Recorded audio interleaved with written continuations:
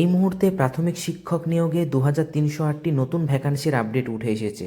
আজকে বিচারপতি বিভাস পট্টনায়কের বেঞ্চ থেকে এই আপডেটটি আসে, যেখানে সিডাব্লিউএসএন মানে চিলড্রেন উইথ স্পেশাল নিড, যারা বিশেষ চাহিদা সম্পন্ন শিক্ষার্থী, তাদের জন্য যে স্পেশাল এডুকেটর আছে তাদেরকে প্রাথমিক টেটে বসার অনুমতি কিন্তু সরকার দিয়ে দিয়েছে। তো এই 2308টি নতুন নিয়োগের আপডেট খুব শীঘ্রই আসতে চলেছে।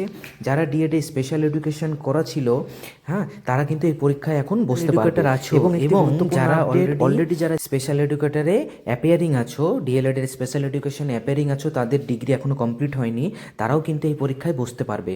তাহলে এটা হচ্ছে আজকের গুরুত্বপূর্ণ আপডেট এবং এই নতুন পরীক্ষার্থীদের জন্য কিন্তু খুবই সুখবর। এরা এতদিন ধরে এই পরীক্ষায় বসতে অনুপযুক্ত ছিল এবং তারা বঞ্চিত ছিল।